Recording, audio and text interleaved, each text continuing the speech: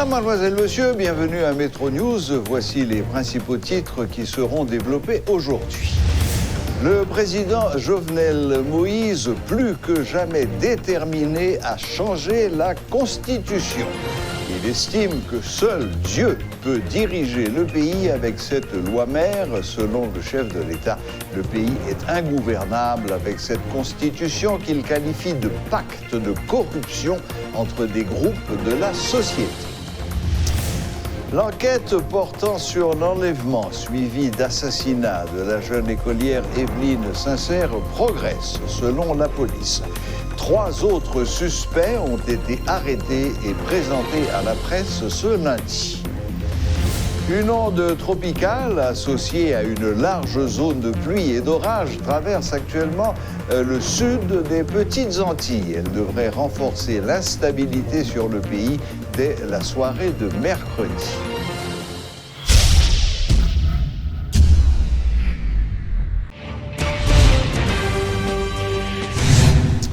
Seul Dieu peut diriger le pays avec cette Constitution, affirme le président Jovenel Moïse. Invité à la rubrique Le Point de Télémétropole, M. Moïse a défendu son projet de changement de Constitution, assurant qu'il s'agit d'une démarche extra-constitutionnelle. Le chef de l'État justifie sa démarche, faisant valoir que le pays est ingouvernable avec cette Constitution qu'il qualifie de pacte de corruption entre des groupes de la société. Rappelant qu'il était le garant de la bonne marche des institutions, le président Moïse a expliqué qu'il a constitué un comité indépendant chargé de rechercher le consensus entre les acteurs avant l'élaboration de la charte fondamentale. Pays ça, c'est seul bon Dieu qui a pris de gouverner la Constitution ça, parce que bon Dieu, c'est seul bon Dieu qui a fait miracle. Avec la Constitution 1987 ça. Il dit n'importe qui monde qu'on mette là, système ça que la Constitution ça a construit, un système Nabouaïl. Parce que son Constitution qui son pacte de corruption signé entre eux, des groupes dans le pays. C'est ça lié.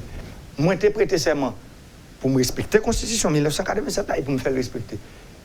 Et c'est pour ça, toute action me posée, le Conseil électoral me mettait sous pied à lire dans la disposition transitoire Constitution 87 là, qui ça le dit. Les bails qui moun dans le Conseil électoral provisoire, qui institution, qui entité qui doit membre dans le Conseil électoral là. Mais elle dit tout. Si moun ne pas voyer membre, mais qui ça le président doit faire. Voilà. Moi je prends décision de monter un comité indépendant. C'est douable. Comme mon président, qu'on peut en pouvoir. Montons un comité indépendant. La Constitution a parlé, je dis, je ne pas là-dedans encore. Moi, je prends des gens, des anciens présidents, des gros cadres dans le pays. Moi, je mets ensemble dans un comité, ils ont tellement dedans qui est indépendant. Un comité que moi-même, comme président, je ne pas rien. Ah ouais, en termes de pression. Comité ça, pour qui ça me met? C'est large consensus ça qu'on dit.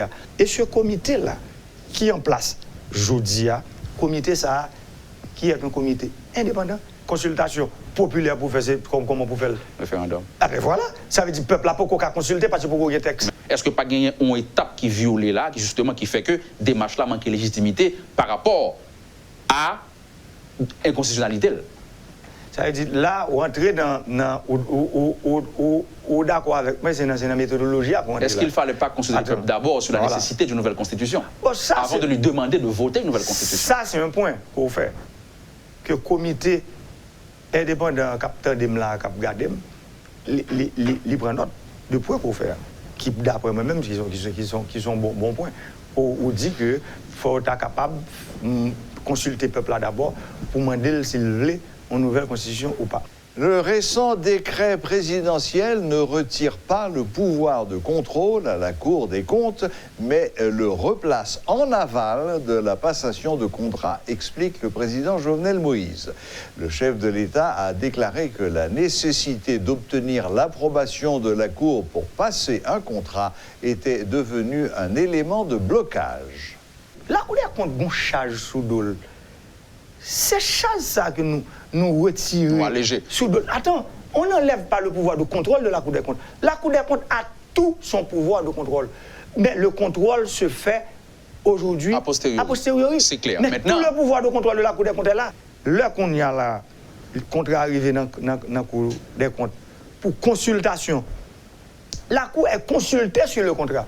Cela veut dire que si on faille dans le contrat, la Cour des comptes doit dire que on faille là pour corriger. Pour qui ça que je dis, parti ça, personne ne va le dire. Maintenant, la Cour des comptes dit qu'il faille ça pour corriger, ok, faille la corriger, il bien dit, il consulte ou dit qu'il faut qu'on faille qui corrige, il corrige faille là, il n'est pas obligé, ça veut dire que cette consultation n'est pas contraignante. Mais maintenant, si on faille là pas corriger, ça va arriver les gens qui sont ordonnateurs. Là, pour le joindre des charges, il va dans tête chargée. C'est pour ça toute faille qui gagne, c'est 32 ou bien 36 points que je crois que la Cour vaut me toutes. Est-ce qu'on n'est pas conscient que ça ouvre la voie à de potentiels cas de corruption? Le fait que pas gagner capacité ça pour Cour des comptes dit contre ça beaucoup cassien parce que l'ordinateur pas obligé de toujours respecter 36 points ça qui n'ont pas payé. Ou d'accord avec? Mais c'est l'ordinateur qui va le payer. Parce que pour qui ça gagne la loi? La loi là pour appliquer et la loi là pour nous respecter. Pour qui ça une loi pour nous respecter? Je dis je m'oblige moi-même son censeur premier pour ne pas quitter lui-même de respecter la loi. Son censeur qui vont dans mais qui vont empêcher. Le décret publié le 6 novembre dernier est intitulé, je lis, « Décret fixant les conditions dans lesquelles la Cour supérieure des comptes et du contentieux administratif donne un avis consultatif sollicité sur les questions relatives à la législation sur les finances publiques ainsi que sur les projets de contrats, accords et conventions à caractère financier ou commercial auxquels l'État est partie et modifiant certaines décisions du décret du 17 mai 2005 portant organisation de l'administration centrale de l'État. Ce décret a fait du bruit, certains l'ont interprété comme un boulevard offert au président de la République pour faire à peu près ce qu'il veut, alors que d'autres ont plutôt considéré qu'il s'agissait là d'un rééquilibrage entre le rôle de la Cour supérieure des comptes et celui de la Commission nationale des marchés publics. Alors, pour voir un petit peu plus clair dans ce méli-mélo, nous avons avec nous ce soir, sur le plateau de Métro News, Maître Claudie Marsan. Je crois que vous êtes spécialisée en passation de marché. Bonsoir, Maître Marsan, et bienvenue. Bonsoir, et merci à tous et merci de m'accueillir sur le plateau. Bon, alors finalement, ce décret, est-ce qu'il ouvre un boulevard au président et lui donne à peu près tous les droits, ou bien est-ce qu'il corrige une tendance que la Cour des comptes avait prise de donner non pas seulement un avis consultatif, mais également un avis favorable, c'est ça, je cherchais le mot, merci. Est-ce que c'est une bonne correction qui a été faite d'après vous? Alors, je dois vous dire qu'on va commencer par le commencement. Bien sûr. La Constitution, qui est au-dessus de tout. La Constitution, en son article 200.4, vous dit que la Cour des comptes, c'est une institution indépendante et qui est là pour juger les comptes, les actes de l'administration publique, les ordonnateurs, et les dépenses publiques, comment ça se passe. Donc ça, c'est la Cour des comptes qui va juger tout ce beau monde-là qui a manipulé l'argent de l'État, les deniers publics. Et il s'agit bien entendu là d'un jugement a posteriori. Non, bien évidemment, parce qu'il faut un acte pour juger, parce que c'est ce que la mission de la Cour, c'est de juger les comptes. C'est ça. Et des comptables publics, des ordonnateurs, de juger les actes de l'administration publique. Donc, il faut qu'on pose un acte pour que ce acte soit jugé. Bien entendu. Voilà. Maintenant, on a le décret du 23 novembre 2005 établissant l'organisation et le fonctionnement de la Cour des comptes. Exact. Et à l'article 2 de ce décret, il est clairement dit que la mission de la Cour, comme je viens de vous dire, c'est justement de juger les actes de l'administration publique. En son article 5, il est dit que la Cour des comptes on rappelle les mêmes attributions. Maintenant, ce sont les attributions de la Cour. Et c'est effectivement de juger. Donc, la Cour est là pour juger les actes de l'administration publique.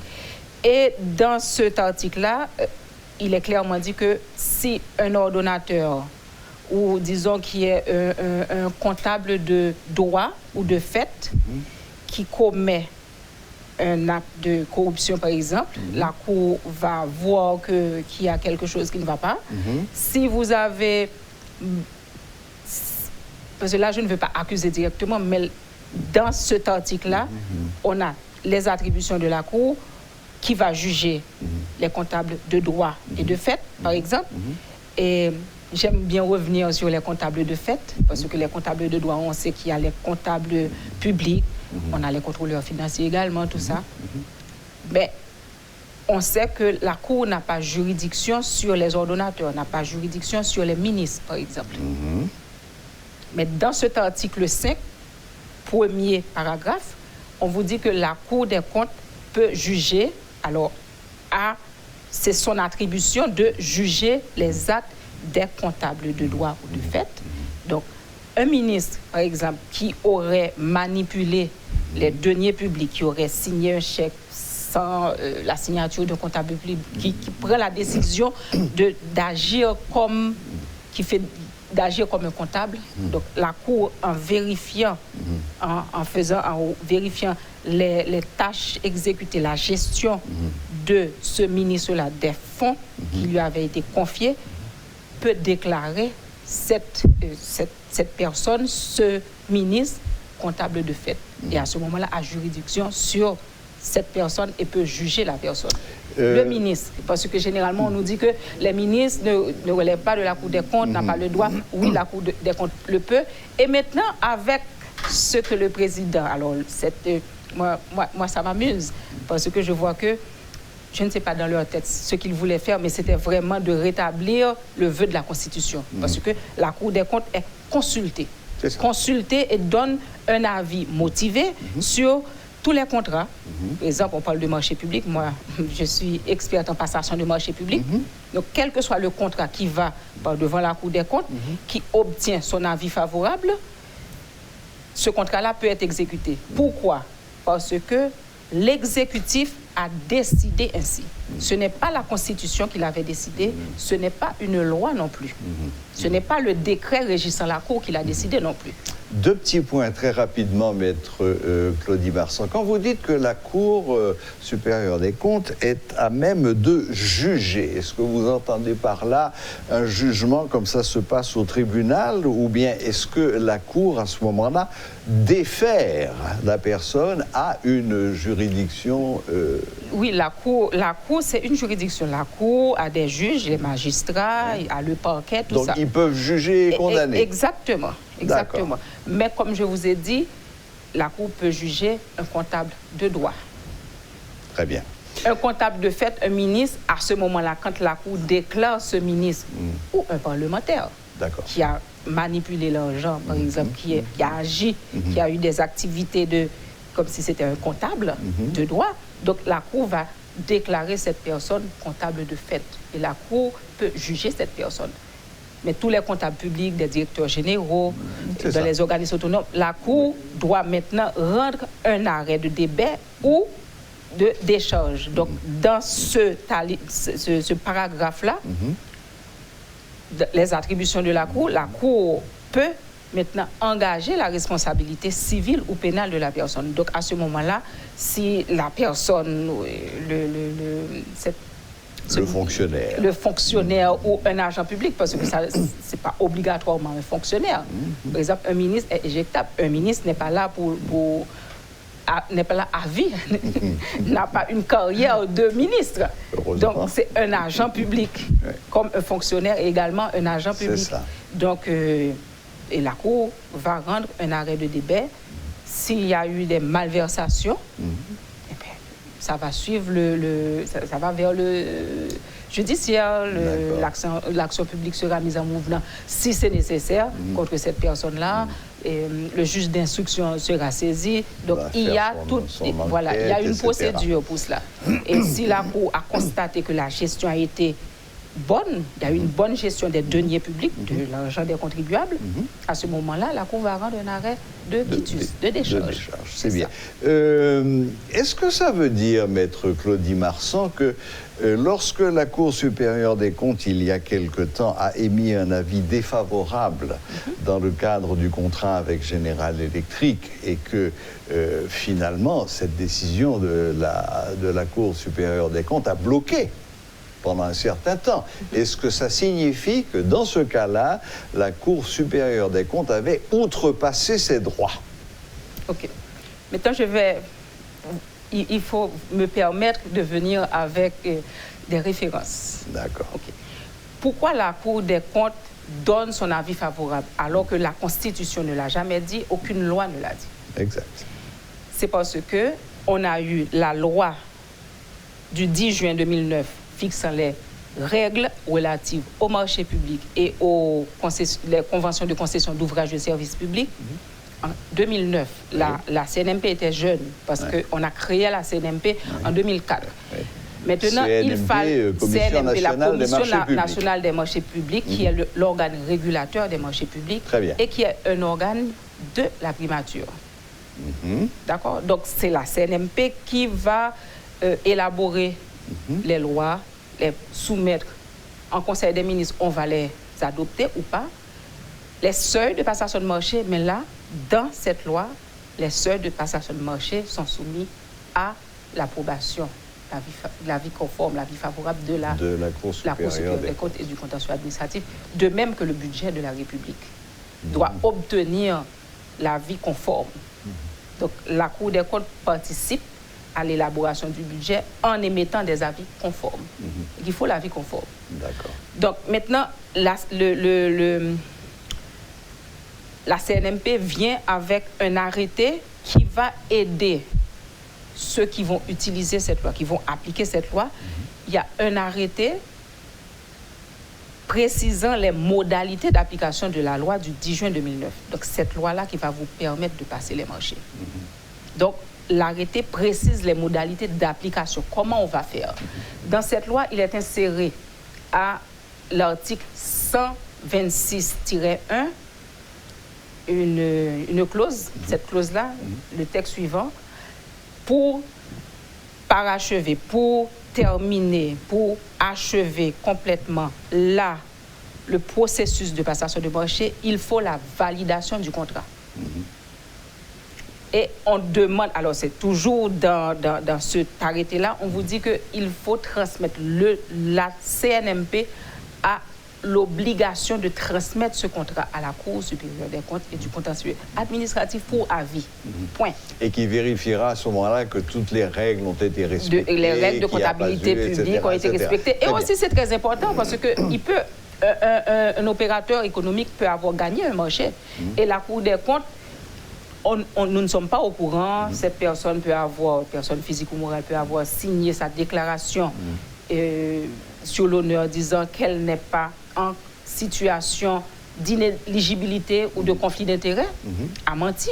Mais arrivé à la Cour peut constater que justement cette firme ou cette personne a un conflit en instance devant elle qu'elle est en train de trancher ou dans d'autres. Donc, à ce moment-là, c'est à la Cour de vérifier tout ceci. C'est le travail de la Cour également. Donc, maintenant, cette personne, la Cour donne son avis favorable et elle continue l'exécution du marché. Quand est-ce qu'elle va continuer? C'est quand la CNMP aura validé le marché. Maintenant, l'article 126-1 vous dit qu'il vous faut l'avis de la Cour des comptes, mais l'article 126-2 renchérit, confirme que non seulement il faut l'avis de la Cour, mais c'est un avis favorable. Et l'article commence ainsi: après l'avis favorable de la Cour des comptes, la CNMP peut valider le contrat et transmettre le contrat à l'autorité contractante pour exécution par celui qui aura gagné le marché. Mais je dois ajouter quelque chose. Oui. Dans le manuel de procédure élaboré justement par la CNMP, il est dit que pour chaque procédure, que pour valider le marché, la CNMP transmet le marché approuvé. Quand je dis marché approuvé, ça veut dire que le marché a reçu l'approbation de l'autorité d'approbation qui est celle qui garantit, qui donne la garantie que les fonds sont disponibles pour l'exécution du marché. Donc, c'est une protection pour l'opérateur économique qui va participer à un appel d'offres, maintenant qu'il y a la certitude que l'argent est là pour qu'elle puisse, cet opérateur, exécuter le marché. Très bien. Donc, maintenant, dans ce manuel, la CNMP a dit la Cour des comptes a 5 jours à compter de la réception du dossier, de cette demande d'avis conforme, d'avis favorable, pour nous retourner le marché. Mais pourquoi la CNMP le fait? C'est parce que la Constitution également a précisé que la Cour des comptes est là non seulement pour assister le Parlement, mais également pour assister l'exécutif. Donc la CNMP, pour s'assurer, pour formaliser un peu plus cette mesure, a donc sollicité l'avis favorable de la CNMP, peut-être pour se dédouaner s'il y a un souci, mais pour être au moins certain que ceux qui passent les marchés, parce que on n'avait pas encore de spécialistes en passation de marché, les techniciens en passation de marché avérés. Donc maintenant, il fallait un temps pour que ces gens-là puissent bien comprendre le système. Et il s'agit de contrats administratifs qui relèvent de la Cour des comptes, parce que les marchés publics sont des contrats administratifs. Donc, la Cour des comptes, c'est la seule juridiction, c'est le seul juge qui peut trancher définitivement, quel que soit le conflit qui surviendrait dans le cadre de la passation ou de l'exécution d'un marché public. Alors, deux questions rapidement avant de terminer. Est-ce que c'est ce fameux délai de 5 jours qui pose problème? Alors, la Cour des comptes, en principe, il s'agit d'un manuel de procédure. Donc, la Cour des comptes n'est pas liée vraiment à ce délai. Mais si on vous demande de faire le travail, si vous pensez que vous ne pouvez pas le faire, vous le dites. Mais le souci, c'est qu'en marché public, il y a des délais à respecter. N'oubliez pas que la CNMP reçoit au début des plans prévisionnels annuels de passation de marché où il est précisé chaque délai. Je lance le marché à tel moment et quand on lance un marché, on peut avoir un délai de 90 jours pour débuter l'exécution du marché. Donc ça s'appelle le délai de validité de l'offre. Donc le risque est que, imaginons qu'on lance le marché et le temps de faire l'analyse des offres, on a reçu une cinquantaine d'offres, etc., de faire l'analyse des offres, de l'envoyer à la CNMP qui donne son approbation sur la procédure qui a été réalisée et l'attribution du marché. Donc, chaque étape, ouverture des offres, attribution du marché, tout ça, il faut l'avis de la CNMP. Et à ce moment-là, il y a le délai qui s'écoule. Il y a des retards qui peuvent... On peut avoir du retard. Donc, disons qu'il ne nous reste que 60 jours pour clôturer le marché, pour finaliser l'attribution et publier dans les journaux, s'agissant d'un appel d'offres ouvert, par exemple. Donc, la CNMP a un délai de 10 jours au maximum 20 jours pour donner son avis. Maintenant, va renvoyer à la Cour des comptes, envoyer le dossier à la Cour des comptes pour avis favorable. Et la Cour des comptes, à 5 jours, c'est juste pour vérifier, parce que tout le travail aura déjà été fait. Exactement. Et la CNMP, qui est l'organe régulateur des marchés publics, a déjà dit que tout est OK. Maintenant, il n'y a uniquement que le contrat. La CNMP a 10 jours pour réagir sur le dossier. La Cour des comptes a 10 jours pour réagir juste sur le contrat. Mais il faut que le contrat soit accompagné du dossier et de tous les éléments constitutifs du contrat. Donc à ce moment-là, si la Cour, au lieu de renvoyer dans 10 jours, c'était dans 5 jours, même si la Cour prenait 10 jours, 20 jours, ou peut-être un mois maximum, ça peut affecter justement le dossier, parce que si le délai de validité expire et que l'autorité contractante demande à cette firme qui a gagné, et cette offre est la meilleure pour l'autorité contractante, et elle demande une prorogation de cette validité, la firme a le droit de dire non si le délai est arrivé. Donc, il y a tous ces soucis-là. Donc, c'est en tenant compte des délais auxquels... les délais de passation de marché. Alors, dernière question, maître Claudie Marsan. Finalement, Ce décret du 6 novembre 2020, est-ce que d'après vous, il a aidé à clarifier les choses? Est-ce qu'il a levé toutes les ambiguïtés qui pouvaient exister entre la Cour des comptes et la Commission nationale des marchés? Est-ce que finalement, à partir de ce décret, les choses iront mieux et plus vite et avec moins de débordements dans les jours, les semaines et les mois qui viennent? Je vais vérifier, comme disent les gens, je vais me mettre sur... J'ai besoin d'une carte pelouse. Parce que là, la Cour, à mon avis, la Cour a toujours le contrôle. Ouais. La Cour, on n'a pas enlevé... La Cour va toujours réaliser son travail qui est la reddition des comptes. Ouais. L'objectif, le contrôle qui est dévolu à la Cour, tous ces contrôles dévolus à la Cour, l'objectif principal, c'est la reddition des comptes. Et qui se fait annuellement. Juste un petit point. Si j'ai bonne mémoire, la Commission n'est pas tenue d'accepter l'avis favorable ou défavorable de la Cour des comptes. Selon la loi, selon la Constitution, non. Non. Mais la CNMP, pour se protéger peut-être à l'époque, voulait ceci. Donc c'est elle qui s'était imposée. D'accord. Les contrats devaient, alors l'exécution des contrats, ou bien disons la validation finale des contrats, la CNMP s'est imposée ceci, cette contrainte-là, d'obtenir l'avis favorable de la Cour pour être sûr qu'il n'y a pas de souci. Oui, non, que les autorités, je comprends. Pour avancer. Donc, c'est elle qui s'était donné cette contrainte, qui s'était imposée ceci. Oui, mais dans le cas d'un avis défavorable, dans le cas d'un avis favorable, bon, tout est clair, tout le monde est content. Mais dans le cas d'un avis défavorable de la Cour supérieure des comptes, la CNMP ne pourrait pas avant. Alors, entre 2009 et 2020, aujourd'hui, la Commission peut ne pas tenir compte de l'avis défavorable elle ne devrait pas demander un avis défavorable ou favorable. Elle envoie pour avis motivé. Même l'article 214-1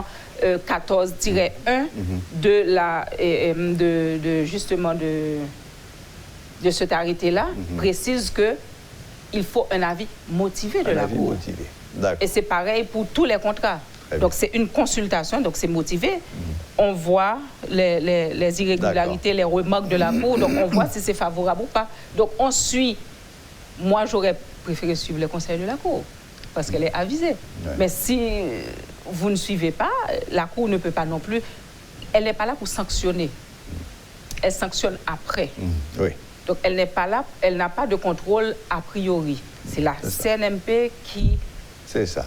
Qui débroussaille le tout, qui s'assure que tout est fait selon les règles. Exactement. Etc., le contrôle a priori et a posteriori revient à la CNMP. Mais la Cour des comptes a le droit de faire des audits dans toutes les institutions de la publique, de l'administration publique.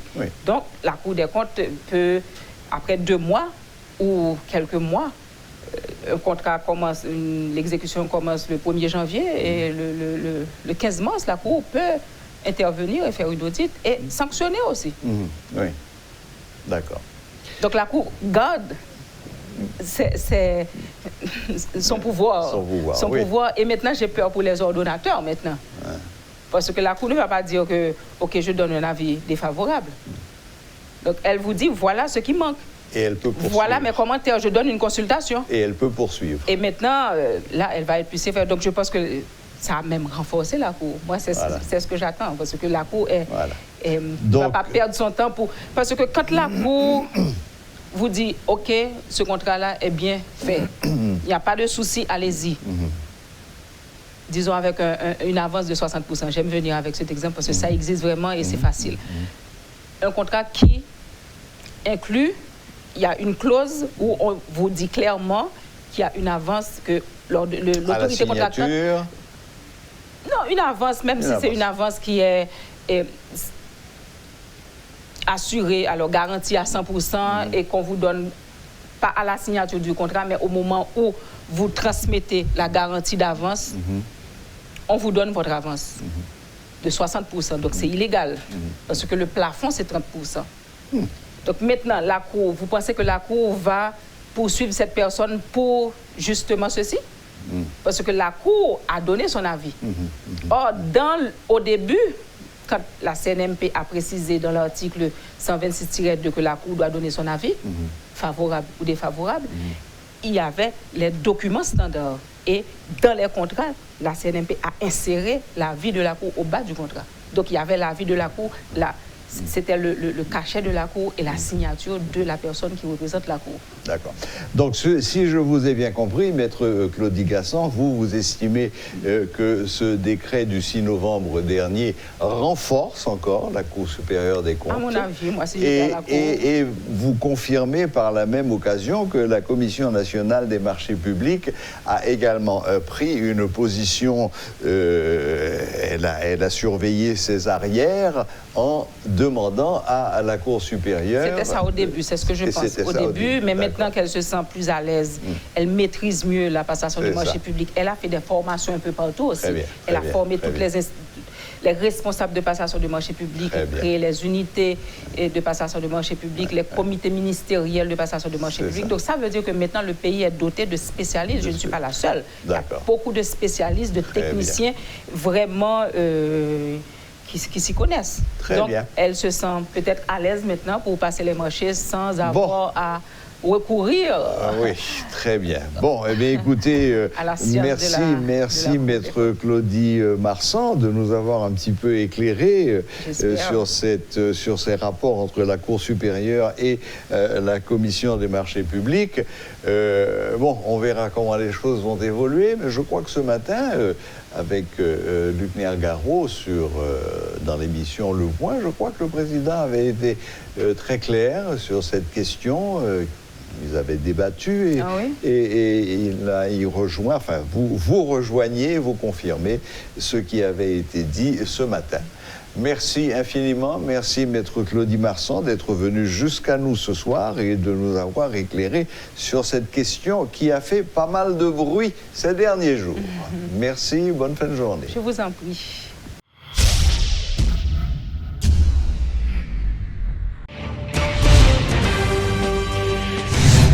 La police nationale a présenté ce lundi 3 autres suspects dans le cadre du kidnapping suivi de l'assassinat d'Evelyne Sincère.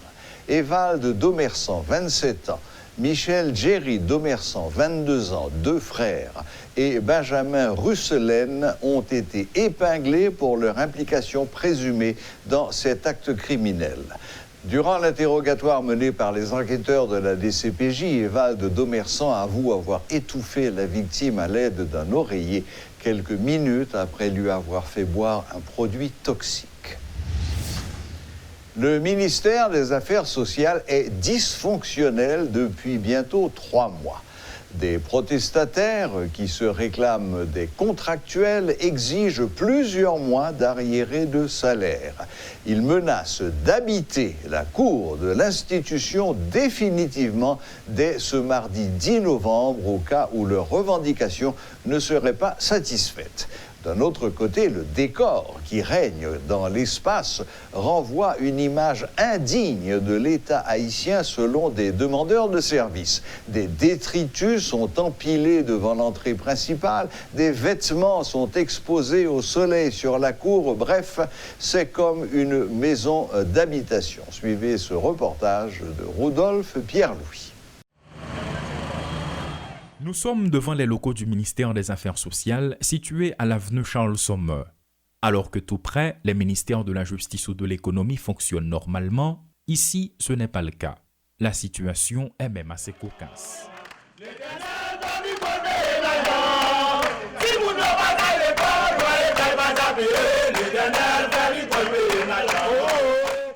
Le spectacle qu'offrent les protestataires qui se présentent comme des contractuels au grand public est indigne de l'État haïtien selon certains.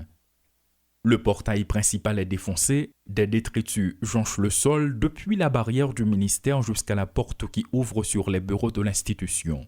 Dans la cour, les protestataires se préparent à faire cuire de la nourriture, des vêtements sont étendus au soleil et les quelques véhicules présents ont été consciencieusement vandalisés.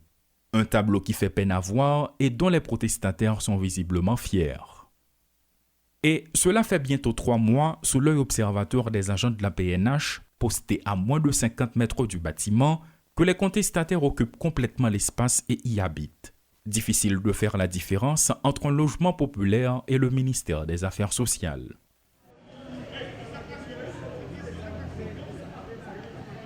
Répugnant, révoltant, les qualificatifs ne manquent pas aux spectateurs pour décrire cette scène dont les auteurs semblent être très à l'aise. Et ce n'est qu'un début, affirment les contractuels qui menacent d'aménager à temps plein dans la cour de l'institution s'ils n'obtiennent pas leur dû. Nous campons dans le ministère des Affaires sociales, nous disons si Marie pas monter, si Marie pas descendre, tout autant yo pas nous 43 mois nous. Comme c'est 18 mois nous réclamons dans 43 mois. Si y a pour nous aller net, que yo ba nous 43 mois nous. Si y a kebe nous net, y a pas nous 18 mois après y a nommé nous. Et si yo pas nommé nous fait commencer goumer. Ça ou en dedans ministère des Affaires sociales là, c'est préparation qu'on a fait parce que 2006 nous t'a supposé monter à abri provisoire nous parce que effectif monde qui est là quelques chambres qui ouvrent dans le ministère pour prendre nous toutes. Donc c'est abri provisoire nous pour monter et déjà nous qui là nous fait manger, c'est là nous la verrade nous. Grève, barricade pour empêcher la venue des cadres du ministère, vandalisme, entre autres, les contestataires ont épuisé tous les recours, mais se montrent toujours déterminés. Des usagers et autres demandeurs sont même pris pour cible, comme ce quadragénaire. Je demande un rendez-vous, que moi je viens chercher de l'homme arrivé, employé pas avec qui te l'homme demande pour qui ça, il tombe à pousser, mais c'est le ministre qui pas payé, il a bloqué le service là. Bon, moi-même, puisque c'est dans le pays moyen, si j'ai besoin de service de 2 jours et demi, c'est pour l'État lui-même que pour lui faire ça, la faire avec nous-mêmes, pour nous qu'à jouer un service par nous-mêmes. Au ministère des Affaires sociales, les activités sont totalement paralysées. Jusqu'à quand, nul ne sait. Joint au téléphone pour exposer sa version des faits, le directeur général Rudy Erivo nous a conseillé de contacter la ministre Nicole Yolette Altidor qui, de son côté, est injoignable. Au ministère des Affaires sociales et du Travail, des protestataires qui se réclament des contractuels n'en démordent pas. Ils n'entendent pas lâcher prise jusqu'à ce qu'ils arrivent à obtenir satisfaction de leurs revendications, ont-ils souligné. Entre-temps, que ce soit la ministre, le directeur général, le directeur des ressources humaines, ils n'ont pas été remarqués dans les parages depuis bientôt 3 mois, selon les témoignages des contestataires. Bernard Augustin et Rudolf Pirlouis, portaient les métropoles. Nous sommes tous réveillés ce matin en applaudissant et en voyant un ciel en grande partie bleu et quelques rayons de soleil. Malheureusement, ça n'a pas duré et apparemment, là, nous sommes encore dans la grisaille. Pour nous expliquer ces mystères de la météorologie, nous avons avec nous ce soir en visioconférence notre météorologue maison, monsieur Rudy Victor. Bonsoir Rudy. Bonsoir Serge, bonsoir à tout le monde. Bon, Rudy, tous les panneaux solaires du pays sont en train de pleurer. Qu'est-ce qui se passe? Ça va encore durer? Oui, ça va encore durer, mais pas beaucoup de jours vraiment. Et ce que nous avons, c'est la tempête tropicale. C'était l'ouragan d'abord, l'ouragan Eta, qui s'est affaibli, qui est devenu une tempête tropicale et qui a touché l'Amérique centrale, puis est remonté sur le golfe du Honduras, puis est passé sur Cuba, sur la partie centrale de Cuba. Mais la large circulation associée à cette tempête tropicale a entraîné des vents du sud-sud-ouest qui ont amené beaucoup d'humidité sur le pays. Et autre chose, c'est que cette tempête, également, elle a été capturée par un creux, c'est une zone de basse pression d'altitude, qui a orienté sa trajectoire d'une certaine manière pour que ces vents-là continuent sur la région, particulièrement sur la Jamaïque, sur Haïti. Maintenant, il y a une certaine amélioration sur la Jamaïque, par exemple. Mais pour Haïti, il faudra attendre encore 24 à 36 heures pour avoir une meilleure, plus de soleil. Parce que ça avait bien commencé ce matin. Jusque vers midi, le ciel était bleu, j'entendais chanter mes panneaux solaires, j'étais content. Mais là, cet après-midi, ils sont en train de pleurer encore une fois.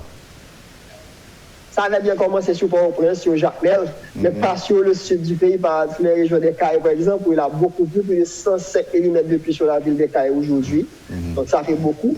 C'est tout simplement parce que ces vents humides là, Et on continue à amener beaucoup d'humidité sur cette région-là, mais un petit peu plus à l'est, il y avait moins d'humidité, il y avait une sorte d'éclaircie à cause d'une petite intrusion d'air sèche. Mais maintenant, il y a beaucoup d'humidité encore qui arrive. Naturellement, nous n'avons pas les mêmes conditions qu'il y avait lorsqu'État était tout près de Cuba, mais sur Cuba. Oui. Il y a moins de mouvements verticaux dans l'atmosphère qui facilitent la production de pluie. Mais quand même, il y a toujours ces orages qui remontent vers la presqu'île du Sud. Et lorsque vous avez passé ces orages, vous avez le sommet de ces nuages qui est entraîné vers notre direction et qui empêche au rayon de soleil de briller. Bon, alors maintenant que État est passé et que État a touché terre, est-ce qu'il y a d'autres cyclones, tempêtes ou mouvements qui sont en train de traverser l'Atlantique et qui vont venir encore nous perturber? Après État, il y a une perturbation sur l'Atlantique Nord que le centre des ouragans de Miami est en train de subir. Bon, ça ne nous concerne pas vraiment. La perturbation qui nous concerne, c'est surtout une onde tropicale assez puissante sur l'arc antillais et qui a de bonnes chances de se développer sur le centre ou l'ouest de la mer des Antilles, un petit peu comme État au cours des jours qui vont venir, probablement entre 5 à 10 jours. C'est une probabilité. Maintenant, à savoir comment ça va se passer, il est très difficile de le dire. Les modèles n'ont pas été très performants cette année pour prévoir le développement des cyclones au moins exact, le développement des ouragans. Là, il est probable, ce que je viens de voir, c'est qu'il est probable qu'elle se développe un petit peu plus tôt.